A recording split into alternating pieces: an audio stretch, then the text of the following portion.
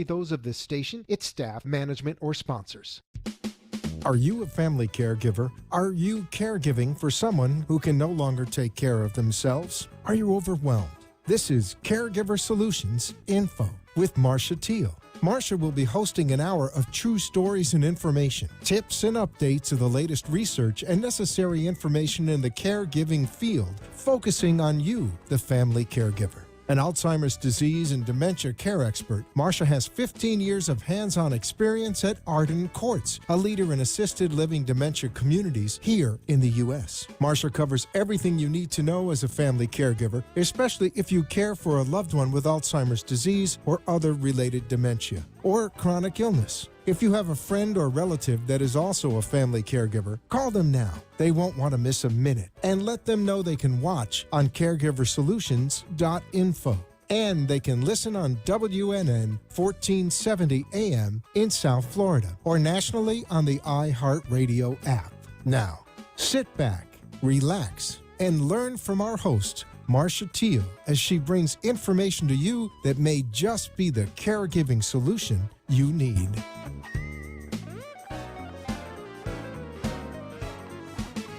Hi, everyone, and thank you for joining the Caregiver Solution Info Show.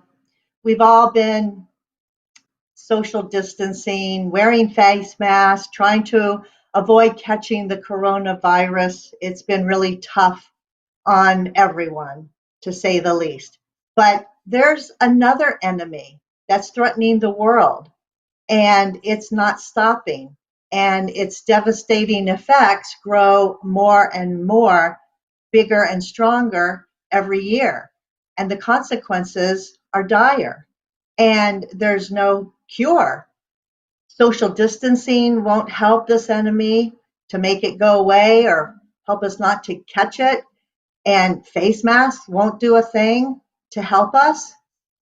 And this enemy has been around a very long time.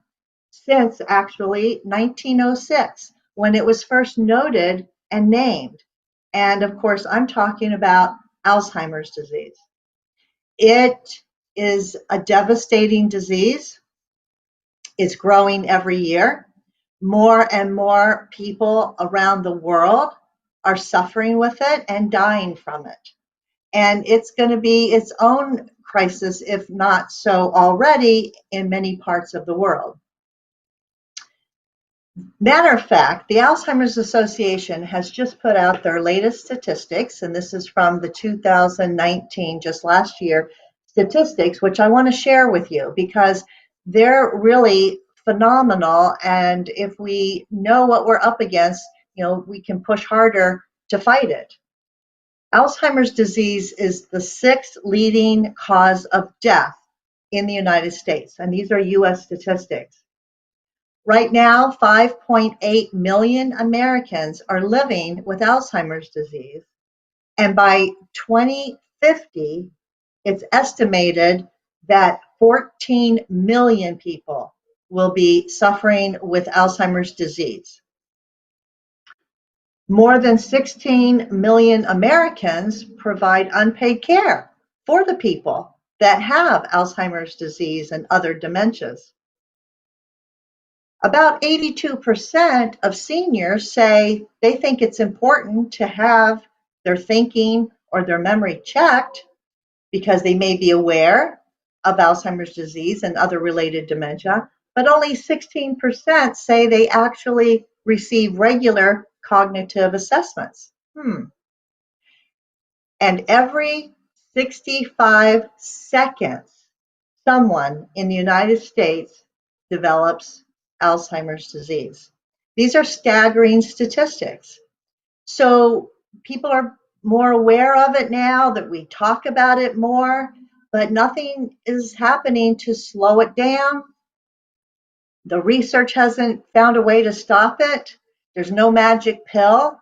So until we can find a cure, until we can find a way to prevent it or stop it, we have to deal with the consequences. We have to deal with the effects of Alzheimer's disease, not only on the patient, but as importantly, to the caregiver, for the caregiver. because Alzheimer's disease is something that affects not just one person. It affects families, it affects communities, it affects everything, financially, mentally, spiritually, physically, emotionally. It affects every part of our being. So we have to do something about it. Well, there are a lot of places and people who are doing things about it. But in particular, today I want to highlight one state who has really taken the lead and become a leader and has become nationally acclaimed for being progressive in dealing with the effects of Alzheimer's disease on caregivers. And that's the state of Alabama. So today I'm going to be talking to the person who is at the head of the director of the Senior Services, director of the Alabama Caregiver State Program. Her name is Tracy Dunklin. She's just joined us on screen there. Hi, Tracy. Thanks for joining us today. Thank you Tracy, so much, Marsha. Oh, you're welcome. I know we have a little bit of an audio problem here with you in Alabama and me here in South Florida. So hopefully you'll speak up and everybody can hear you and they can see your beautiful face. But I'm letting everybody know that you're the director of the Alabama Caregiver State Program through the Department of Senior Services in Montgomery, Alabama. And although you don't look like it, you have over 30 years experience working with families and working with the senior and the aging population, implementing programs, educating, training. A lot goes into what you do. And I want to first of all say congratulations to your state for being so progressive, for being out there and doing things with the programming that you're developing to hopefully be a model to a lot of other states who are also struggling with the effects of Alzheimer's disease. So again, I'm so glad to see you and thank you for joining us today from Alabama. So I want to start off right away with a question. Why your state? Why is Alabama so progressive? What gives you all the motivation to make the push, to be one of the forerunners in creating programs for caregivers? Well, Marsha, the Alabama Cares program, part of our target population is to assist caregivers who are caring for those with dementia-related illnesses and Alzheimer's. So that's one of our target populations. And we recognize that we need to be innovative in our concentration of developing programs and services to help those caregivers sustain as far as taking care of their loved ones in the home for as long as possible. Well, I know that you have sent me some statistics earlier for your particular state. I just read the United States statistics that were put out by the Alzheimer's Association for 2019. And when we look at the state of Alabama, in 2014, about 86,000 Alabamians had Alzheimer's disease. But this year, you say there's estimate is going to be closer to 96,000 people, and by 2025, estimated 110,000 people age 65 and older with Alzheimer's disease. That's an increase of over 23%. That really shows why there's a need for what you're doing, because without the help, it's going to put a strain on everyone. Put a strain on the state, put a strain on the families, put a strain on the healthcare system. And so I'm just real happy to have you today to talk about some of these programs that the state of Alabama is implementing for their caregivers. I know that there's 5 categories that the CARES program helps to serve, and you concentrate your efforts. Can you talk a little bit about those 5 categories and what the goal of the state is to help caregivers in those categories? Absolutely. Alabama Cares is funded under the National Family Caregiver Support Program, and that's a Title III program. And the Older Americans Act has challenged states to provide these 5 core services, and that includes information, that includes assistance, that includes resources, education, respite relief, and supplemental services. So those are the 5 core services that our caregiver program helps to provide. The information is a generalized category. We provide that service to local communities as well as across the state, and includes even things that are done virtually and online. We send out a lot of information via email and on our websites, our local AAA, which is the Area Agency on Aging's website. We provide short-term case management. If a caregiver contacts one of our coordinators and needs assistance with connecting to a resource in their community, that's considered short-term case management.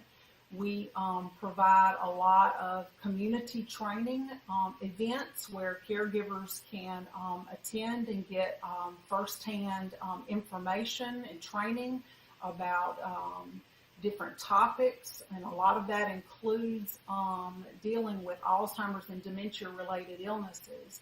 We also provide respite care, which is relief to those caregivers on a temporary basis, and with the limited funding that we have, we will provide supplemental services.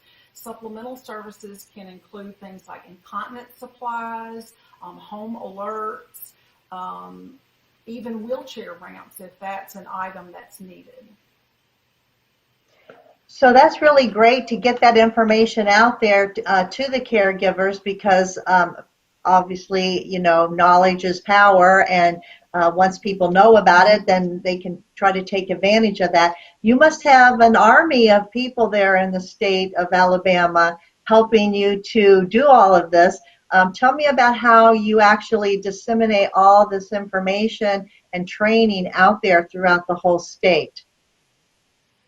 Well, I myself could not take credit for this. This Army is made up of 13 fantastic CARES coordinators.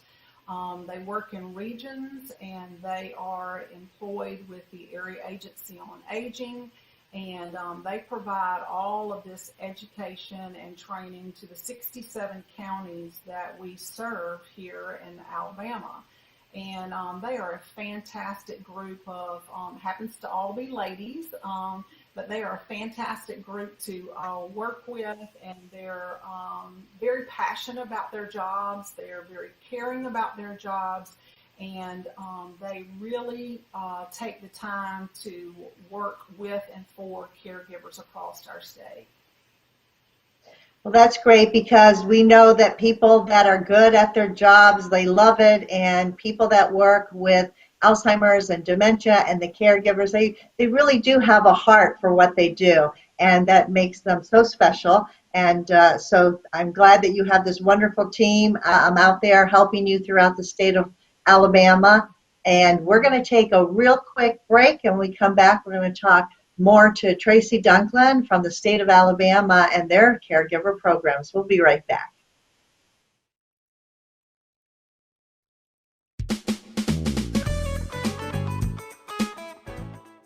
Arden Courts is not just a place to live, it's a place to call home. Residential living combined with quality caregiving. This is the philosophy behind Arden Courts. Communities created exclusively for individuals with Alzheimer's disease and related dementia who would benefit from a safe and structured environment. For additional information about any of the unique services Arden Courts provides, call 888-478-2410 to locate a community nearest you. Inquire about our educational seminars, resource library, or support groups, or simply feel free to ask questions you may have about Alzheimer's and related dementias. At Arden Courts, we know, we understand, and we can help, because memory care is all we do.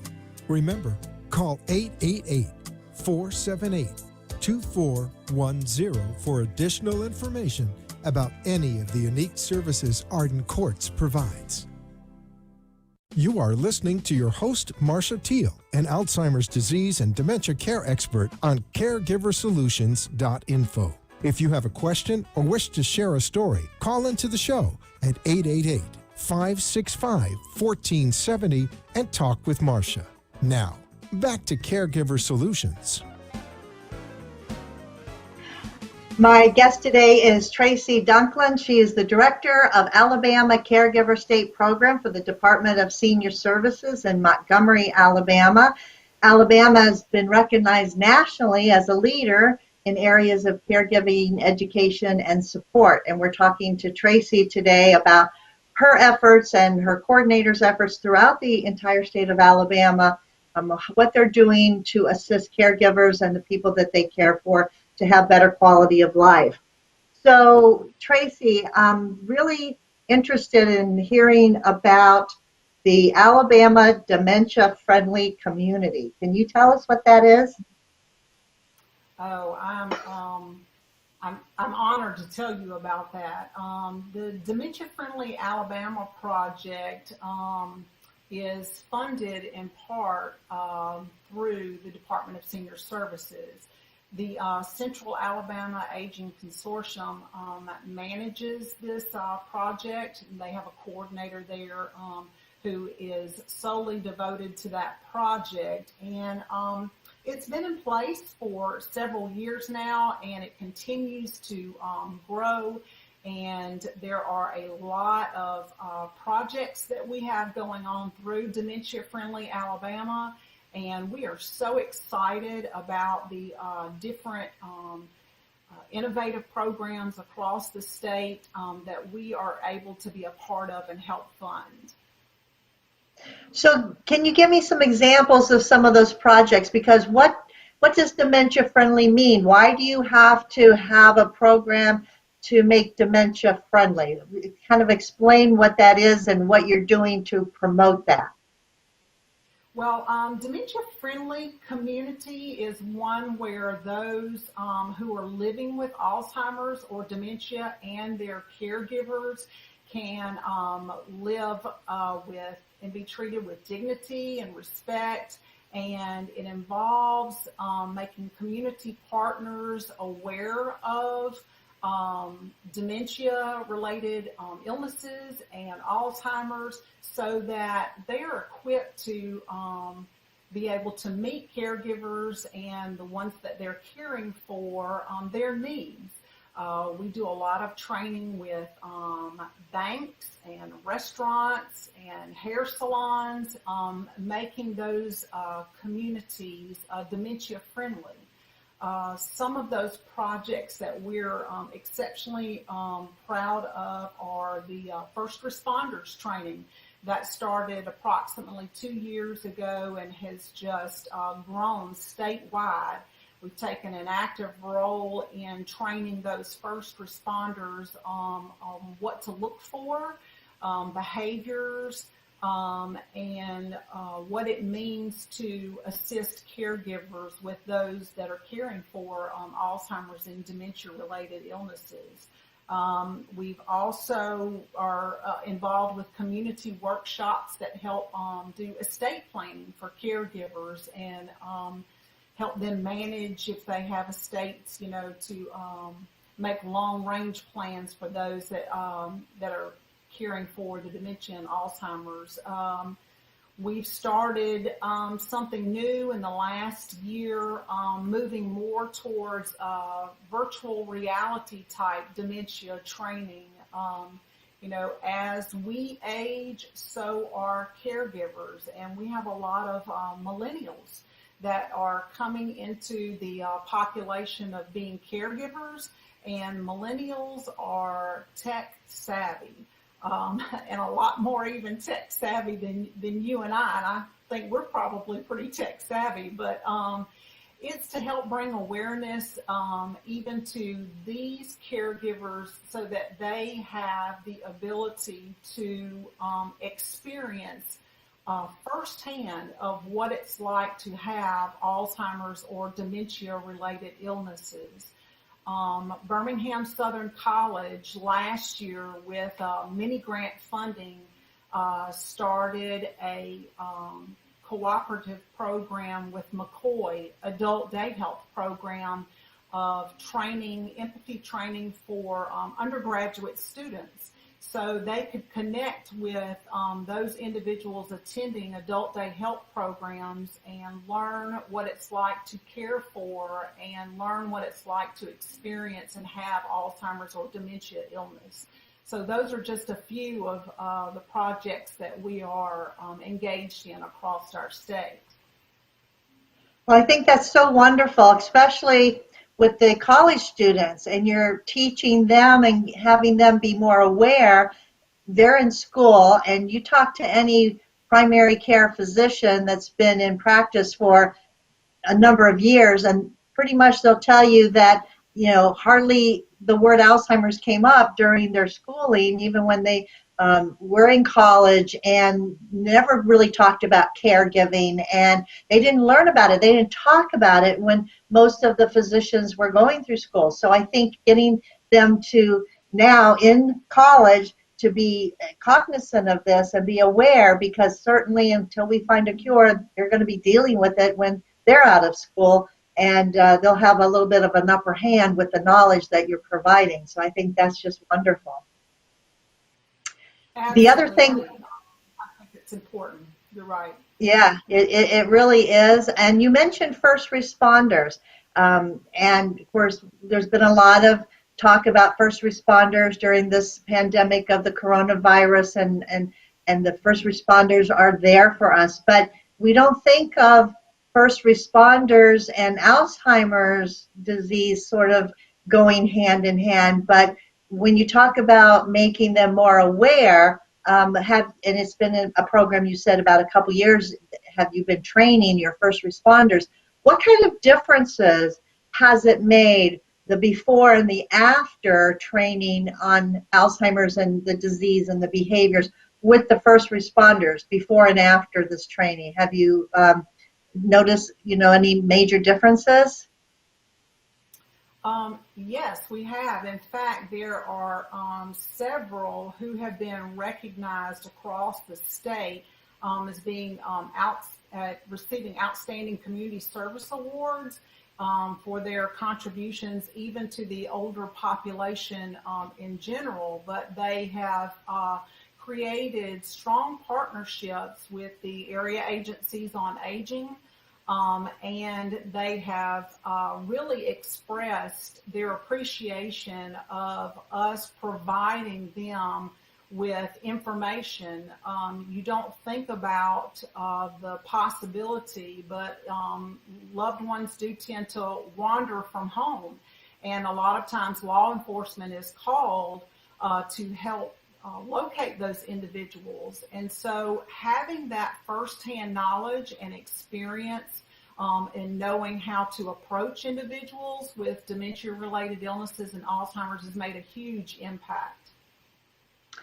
It certainly is important for the awareness and the training, because if you have police officers who never really experienced dementia in their own families and don't have a clue as to the behaviors, they could maybe assume that someone who's doing something unlawful or looking a little different in their appearance or slurred their speech, they might think that, they could be on drugs, or maybe they're an alcoholic, and maybe they're, lost, and take them to jail, which is probably the worst thing that could happen to a person with dementia.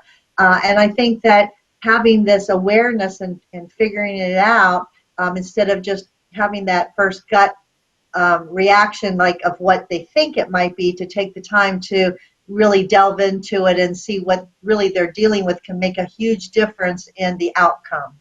So kudos to you for providing that training for the for the first responders. And you mentioned even hairstylists. I think that's interesting. What would you tell salon owners if they wanted to learn more about the dementia? What is something they should know if they have customers that are experiencing dementia and behaviors? What is good for them to know?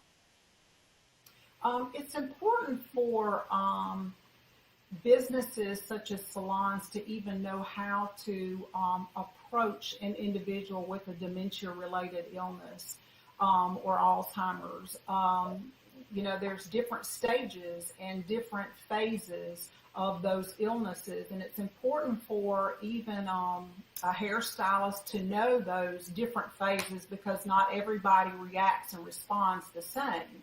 And so you wouldn't want to provoke your customer if they didn't like to be approached or touched in a certain way. And a hairstylist may not even think in terms of that. They may have or a clientele that is older population, but if they're not aware that a certain individual might have a dementia-related illness, it's important for them to have that education and knowledge. Yeah, very, very important. As well as you mentioned, bank tellers, they see a lot of the older population, and if they're aware of some of the behaviors that can go along with the dementia, they might understand why Mr. Jones or Mrs. Smith is acting that way and can't understand the transaction, or maybe accusing the bank of stealing their money. A lot of things can go into that, and if they're not aware, then things can definitely escalate. So I love the fact that you're out there creating the dementia-friendly community and touching lives so that they can be more friendly to the people that have the disease, that are struggling, and make it easier for everybody. I think that's just a great way to be, and getting the word out and helping everyone to get along as we struggle through not only things like the coronavirus, and we're all having a hard time with that, but other social unrest. And so the things that we can do in our own community and educating and helping each other can't be understated. So or overstated. We're going to take a quick break. We have to say hello to our national sponsors and thank them for providing this opportunity. So stay tuned, everybody. We'll be right back.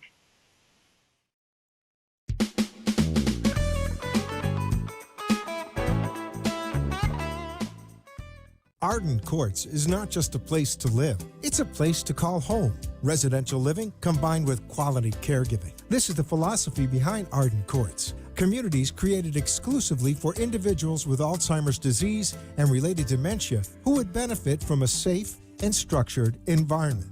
For additional information about any of the unique services Arden Courts provides, call 888-478-2410 to locate a community nearest you. Inquire about our educational seminars, resource library, or support groups, or simply feel free to ask questions you may have about Alzheimer's and related dementias. At Arden Courts, we know, we understand, and we can help, because memory care is all we do.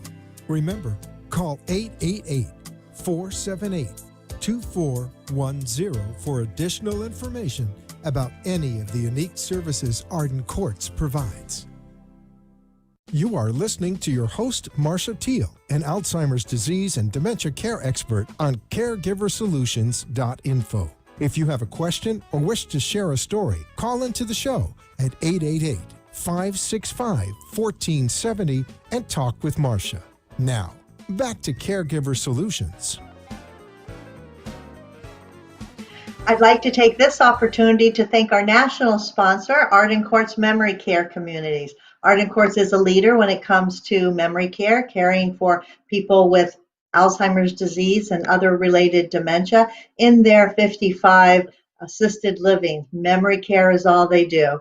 So they're a resource also for the family caregiver, the unpaid family caregiver struggling at home and needing some help, and they provide support groups as well as seminars. And today they'd like to give you another resource free of charge. This is the 36-hour day book. It's a wonderful resource for family caregivers, and it explains things between the differences of dementia. It helps you with navigating the journey through the different stages of Alzheimer's disease. A lot of great tips. So this book is absolutely free, just for the asking, and all you have to do is email to get the book and give us your name and your address and phone number, and they'll mail one directly to your door. So in order to get the 36-hour day book, just email delray at arden-courts.com. You can see it there on your screen, delray at arden-courts with an S.com, and tell them that you heard about the free offer on the Caregiver Solution Info Show and that you'd like to get this book, and they'll be able to get that to you right away. So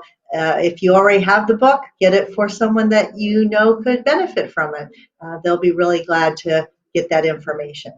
So today we're talking about caregiving and caregiving across the country, and in particular the state of Alabama. And we're joined today by Tracy Ducklin. She's the director of the Alabama Caregiver State Program, the Department of Senior Services, and she's with us here, joining us on the screen by virtual reality that we do now, and she's in the Montgomery, Alabama area. And Tracy's been talking about the state of Alabama and all their efforts for the training and educating to help family caregivers. So I want to let you brag a little bit now, Tracy, about something special. I understand that Alabama is only one of 5 states chosen to participate in a collaborative project through the Center for Healthcare Strategies. So that sounds like a really big honor. But what is it? What does it mean, and what's the purpose of this? This project has been going on for approximately a year now, and will be soon coming to an end. But the Centers for Healthcare Strategies chose 5 states to participate in a program of helping those who care for an aging America. And so we've been collaborating with the other states to come up with policies and or procedures or models that we could implement in our state to assist caregivers in caring for an aging America. COVID, unfortunately, has kind of dampened that project a little. But we've spent some interesting time having conference calls now to even talk about what we're going to do to assist caregivers in this pandemic situation. Caregivers now have become more isolated and staying at home, taking care of their loved ones, and making it even more difficult and challenging for those caregivers who are even caring for those with dementia and Alzheimer's, where they might have felt disconnected from their community, even more so now that they are trying to shelter their loved ones from even coming in contact with or coming and diagnosed with the COVID virus. So it's even a little more challenging. So with this collaborative process, especially now, like you said, during the coronavirus, going forward, helping caregivers, what are some of the highlights that have been thrown out there, and are any of them, do you think, are going to be implemented or create a model going forward for other states? For Alabama, we are looking to try to address with our state legislature to increase respite for caregivers, because that is a in-demand and much-needed effort for them to have relief. We are looking to address even a certificate program for providers providing that respite relief. Our home and community-based waiver program has standards and training that are required for respite providers, but under the Older Americans Act, like for Alabama Cares, we have multiple providers and we have no core standards set aside for that, whether it's in-home or in an out-of-home placement. So we're looking to approach legislators with recommendations for additional respite funding, as well as a core training standard and or certificate program for providers. Well, respite care, as you mentioned, it's so important, and caregivers get so overwhelmed, and with the stress, extra stress, additional stress of self quarantining and social distancing. Caregivers do need a break, even though they're in their home with the person all the time. So tensions can run high, and respite is so important. But who would qualify for respite? Can anybody get respite, or are there certain conditions that would qualify a caregiver to receive respite services? Respite through the Alabama Cares program, funded again through a Title IIIe program, is eligible for those caregivers who are providing at least 20 hours of care a week, and who are providing care to what the Administration for Community Living defines as a frail individual.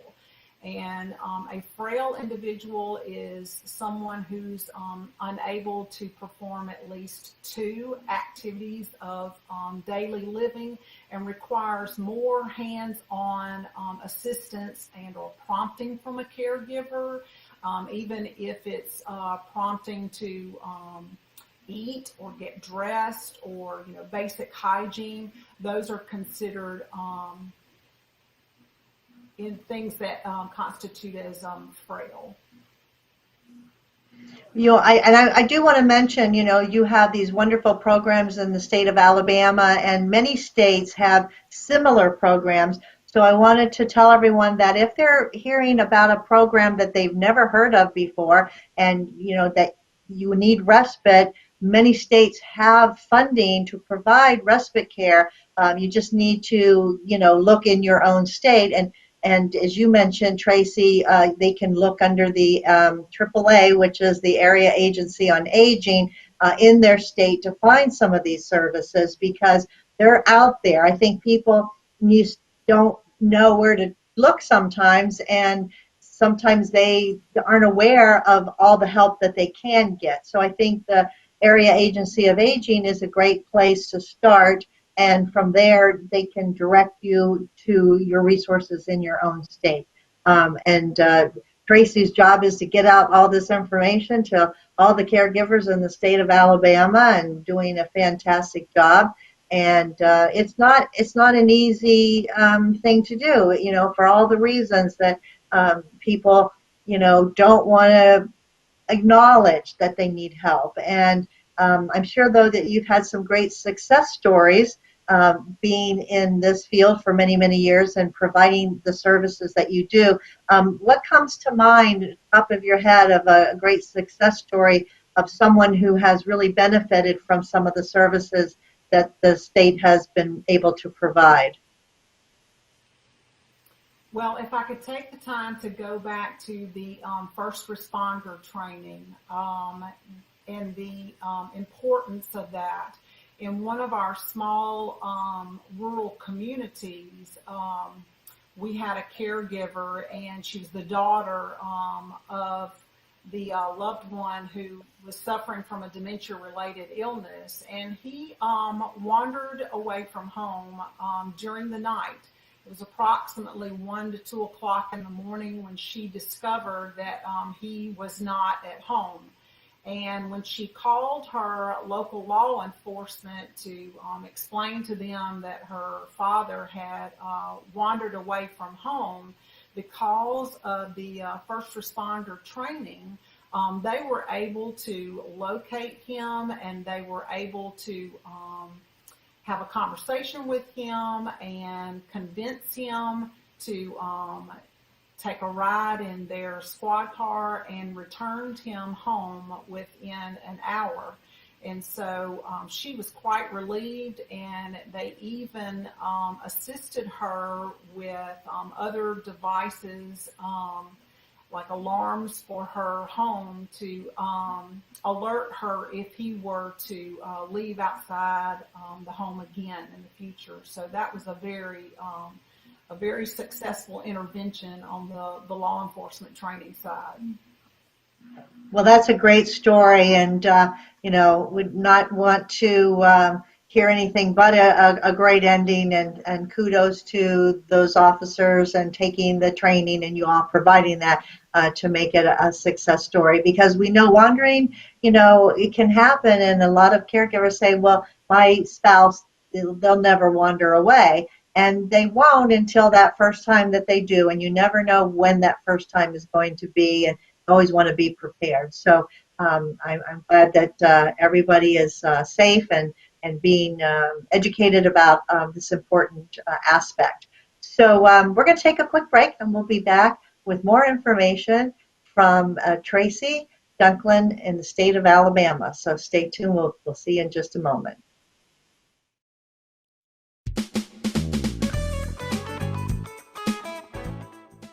Arden Courts is not just a place to live, it's a place to call home. Residential living combined with quality caregiving. This is the philosophy behind Arden Courts. Communities created exclusively for individuals with Alzheimer's disease and related dementia who would benefit from a safe and structured environment. For additional information about any of the unique services Arden Courts provides, call 888-478-2410 to locate a community nearest you. Inquire about our educational seminars, resource library, or support groups, or simply feel free to ask questions you may have about Alzheimer's and related dementias. At Arden Courts, we know, we understand, and we can help because memory care is all we do. Remember, call 888-478-2410 for additional information about any of the unique services Arden Courts provides. You are listening to your host, Marcia Teal, an Alzheimer's disease and dementia care expert on caregiversolutions.info. If you have a question or wish to share a story, call into the show at 888-565-1470 and talk with Marcia. Now, back to Caregiver Solutions.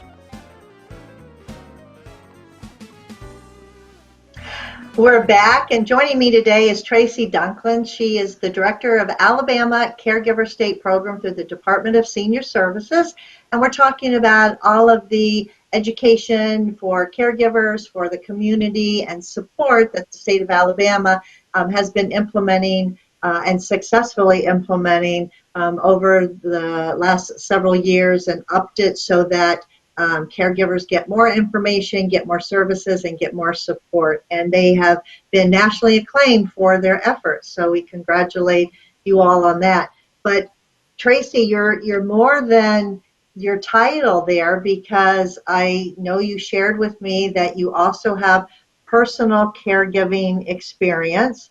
And I wanted to know if we could talk a little bit about that, because I wondered if and how your personal caregiving experience has influenced your job, the way you do your job, the way that you view the caregiving that you're dealing with on a day-to-day basis. So if you care to share a little bit about your personal story, we'd love to hear it. I do have experience in caregiving, and I was a long-distance caregiver for at least a couple of years for my father, who was diagnosed with cancer and went on hospice. So every other weekend I would travel 2.5 hours away to give my mother relief, who was the primary caregiver. There was also another role involved in that, because I was trying to assess her as the primary caregiver, that she wasn't neglecting her own needs. I had to assess the home environment to make sure, there was adequate food, that she was taking care of her physical needs and her medical needs, because it does take a toll when you are a 24-hour, 7-day-a-week caregiver. I used that opportunity and time to do housework for her so that during the week that she didn't have to do that, I would do all the laundry, and would do some grocery shopping. I would go and pick up medications for her. So all of that time was used to assist her, since she was the primary caregiver. My most important role right now in the caregiver realm is I'm in the sandwich generation, what they call the sandwich generation. I still have a teenage son at home, and I'm also caring for my aging mother. After my father died, I was blessed with the opportunity to have her move closer to me. So, in fact, she only lives just a mile away from me, and so I have the wonderful opportunity to spend a lot more quality time with her, and by her house just about every day. And then my teenage son, who is graduating this year and transitioning into adulthood, so I will soon be that empty nester. But it has tremendously influenced my ability to even be able to relate to caregivers and the caregivers that we serve. Because I have firsthand experience in knowing what some of the tasks and the duties that they experience and go through on a day-to-day basis. But I'm so appreciative of what they do and who they represent, even those with chronic illnesses, and just the savings on the healthcare system that they are providing. They play a important and valuable role.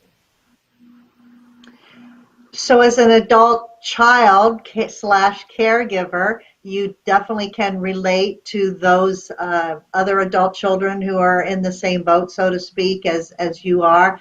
What kind of advice would you give to those adult children, especially the ones in the sandwich generation, with the situation, caring for children at home, caring for their loved ones, juggling their job, juggling, a house and the maintenance and children and animals and everything that goes with it. What good advice could you give to somebody just from your own experience or from what you share with your Alabamians? They are doing the same thing.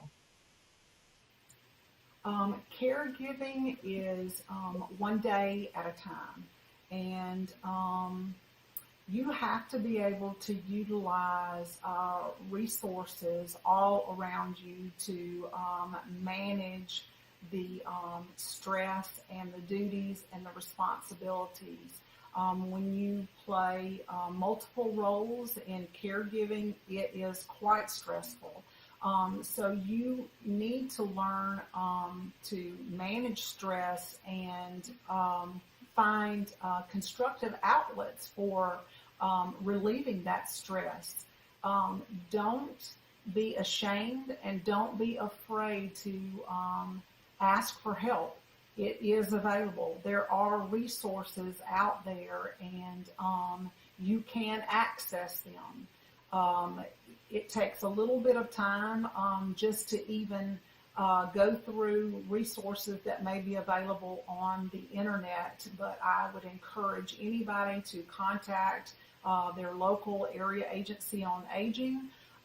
In Alabama, all of our area agencies on aging are equipped with the Aging and Disability Resource Center, which is a one-stop shop for anybody who calls in. The specialist can do a full-blown counseling and referral to any service that they may need, and make referrals on their behalf.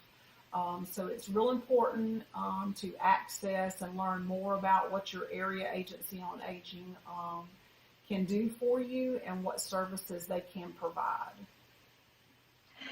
And that even includes support group, because you help kind of organize those and get people introduced to support groups. And now because of the coronavirus, people are doing support groups online as well. So these are things that people can do in their own home. They don't even have to go anywhere to get the help. Yes, it's challenging sometimes for a caregiver to find the time to be able to attend a support group, even for caregivers outside of their home. And even perhaps their loved one doesn't want them to leave the home or be left at home with someone else. So through modern technology and Zoom and other virtual platforms, caregivers have been able to access support groups through a virtual platform. And we are exceptionally grateful for that ability to be able to access that. It's important for caregivers to relate their stories and talk with other caregivers who are going through some of the same things they are. That's right. And I know that you do have a lot of stories. People write you testimonial letters telling you how the services that they have tapped into have changed their life. And that's proven right there that you're doing what needs to be done and providing a great needed service. And I want to thank you for being here today and having your time and your expertise, and say just keep doing what you're doing, and God bless you with all of your efforts there in Alabama. I know you all are having some extra struggles right now with the coronavirus, and you're going through all of that, and there's some hot spots, but we'll make it through. We all stick together, we'll make it through. So thank you so much, Tracy. I appreciate you very much. Thank you so much. On behalf of our Commissioner Jean Brown, unfortunately she was unable to join us tonight, but so appreciative of this opportunity and just being able to share with you, and thank you for having me. You're welcome. And is there a website that someone could go to learn more information about what we've talked about today? Yes, they can access our Alabama Age Line website, and that's www.alabamaageline.com. Wonderful. So if you want to find out more, tap into things and see what Alabama's doing, and check and see if your state have similar programs that you can tap into. So we just want to get that information out there to everybody. Also want to thank you, the audience, for tuning in today. Thank you for your time. Don't forget to check out the 36-hour day book offer. All you have to do is email to get it, delray@arden-courts.com, and get the book.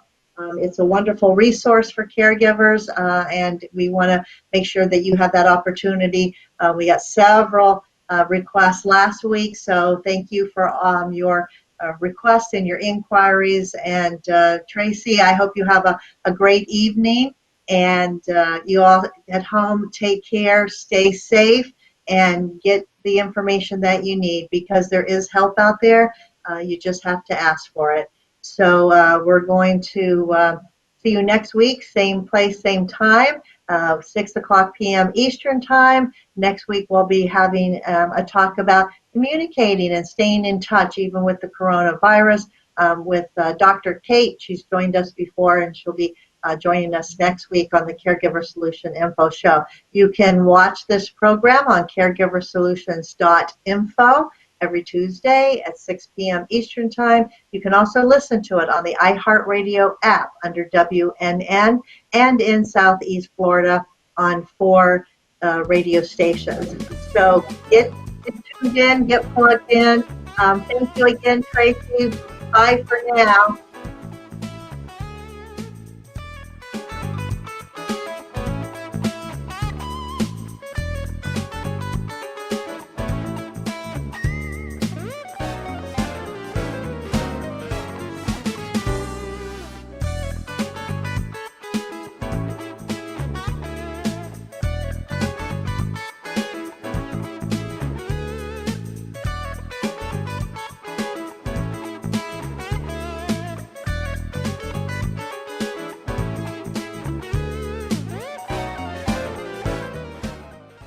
Thanks for joining us for this week's Caregiver Solutions with Marcia Teal. Join us next week as Marcia, who has 15 years of Alzheimer's disease and dementia care experience, brings you more needed information to help with the care of your loved one. This show can be seen again on caregiversolutions.info, and questions can be left on the site, which may be used on the program to help others. See you next week